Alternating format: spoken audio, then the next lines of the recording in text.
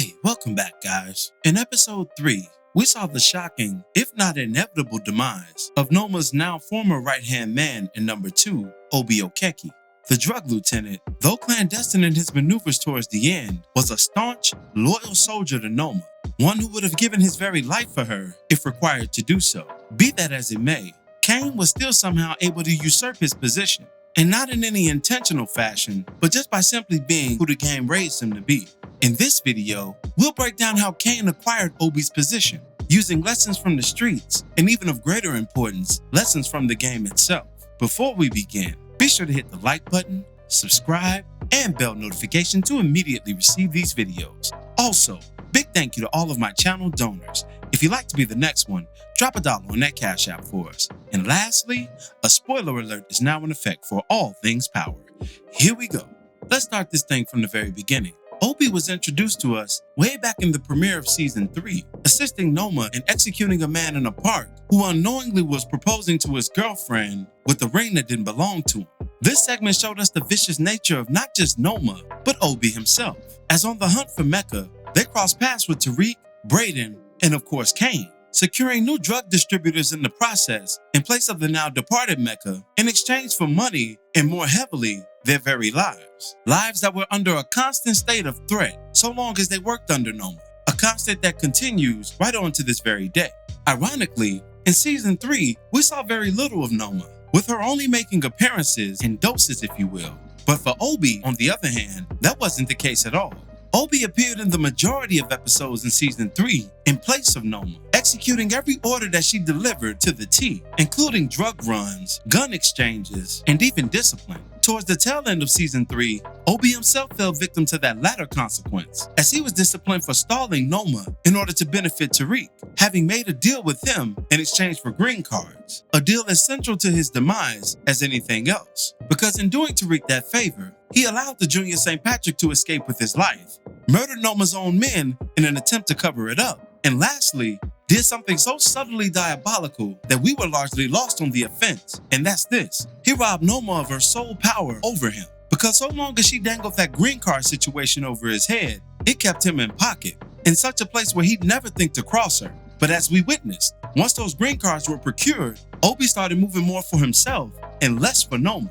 Now certainly, this doesn't mean that her interests were no longer served, but just that his interests were just as important as hers. So much so that he would even try to assert himself romantically, as we witnessed in the premiere episode of this season, trying to use what little game he thought he knew in order to calm Noma's nerves and assuage her consciousness. But as we all saw, and some of us, if you're like me, hilariously laughed at, Noma would hear nothing of it, slapping the good dog mess out of him when he attempted to put a little G in his step. And this physical consequence came after a worse one as she slashed his face back in the tail end of Season 3, giving him what's known as a $150 right across the eye.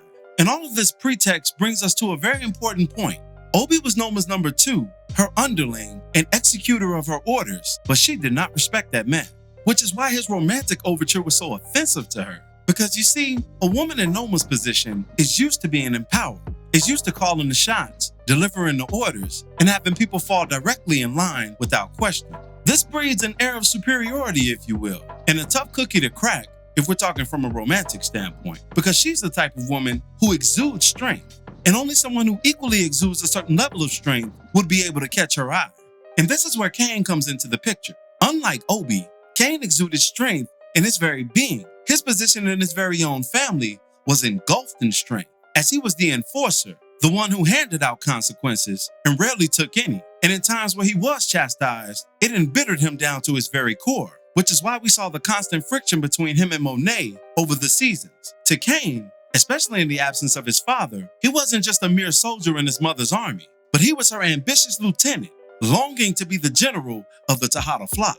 This is why we've seen issues with him and his brother Drew, who was emboldened by Lorenzo while he was still among us in the Powerverse to take over the Tejada clan. And this was very much so out of the question to someone like Kane, who could get people to move not just what was in his mind, but what was on his shoulders. Brute strength was the order of the day, and he, like Noma, ruled through the same cosmic force, and that is fear. And we see Noma carrying out fear against everyone who works for her, except for Kane. Going back to the premiere episode of this season, everyone around Noma in the immediate aftermath of Tariq's escape carry some level of fear, reverence, and deference for her. Kane, on the other hand, having just been shot and having his mother attacked, was something that neither of his fellow henchmen had the audacity to display, and that was rebellion.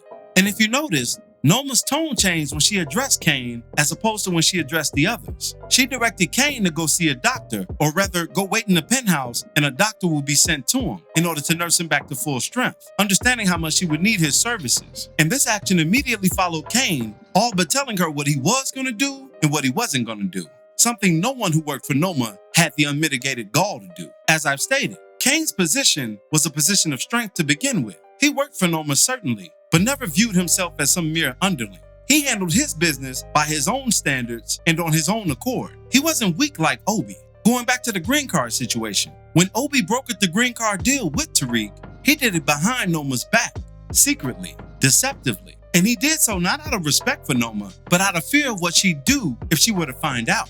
Because he knew that was her ace in the hole, her big joker in the deck of spades, if you will, against him. And he didn't wish to see her retaliate like he knew she would. Now put Kane in a similar circumstance. You think Kane would have handled that situation like Obie did? Doing something sneaky, deceptively, behind her back as if he was afraid? No, Kane would have been bold in his actions. Oh, you need proof of this? Well, let's go to season 4. Remember when I mentioned that Obie tried to get frisky with Noma? And what did Noma do? Slapped the good hell out of him, right? There was a scene in episode 3 that put all the cards on the table between Kane and Noma. And it's when Kane audaciously informed the drug lord that changes needed to be made around her organization.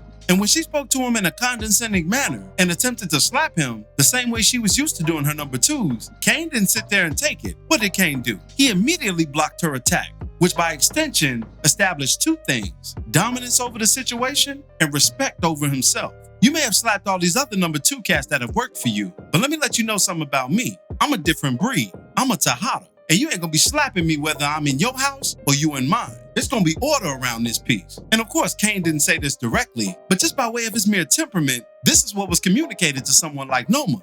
And look at the desirable response in her eyes. You can tell she was like, hey, uh-oh. Now I can get with something like this. We saw rumblings of this even when Noma issued out another order to Kane in the episode prior to this one. It's like the great Scarface once said, the eyes, Chico, they never lie. And in Noma's eyes, you could see a yearning for someone to essentially put her in her place, or put her in a place of submission where she wouldn't always have to be the one in authority. Because truth be told, a woman of her stature, though she is in authority, detests it to the core because it chips away at her very femininity. But now, with the addition of her new number 2 in Kane, she has a lion standing where a hyena once sat. And that hyena was killed just like you'd kill a hyena, in a disrespectful, disgusting fashion, a way you'd never attempt to come at a lion. And it was something that was even foreshadowed last season when Noma put that blade to Obie's face. This time, she put the blade through his jugular in the middle of her own living room floor. A sad, sad way for a sad, sad man to go out. And remember this too. When she tried to put the blades to Kane's face, he again responded with strength over weakness, mocking exactly what she was going to say in the face of adversity. Once again appealing to that inner femininity locked inside of that powerful exterior, showing her firsthand that I'm not going to take the things that he took. And you can address me, but you always going to respect me. But what are your thoughts on all of this? What ways do you think Kane took over from Obie throughout his tenure in her organization? And how do you think their relationship will pan out going forward? Be sure to drop me your opinions in the comments below. As always, I thank you for watching today's video. If you liked today's video, go ahead and drop $1 on that Cash App for us, hit the like button, share it with your friends who are Power fans, and subscribe for more content such as this. This is Rudy P. Magic of Rudy P. Magic Beats, and have a blessed one until the next one. Peace, y'all.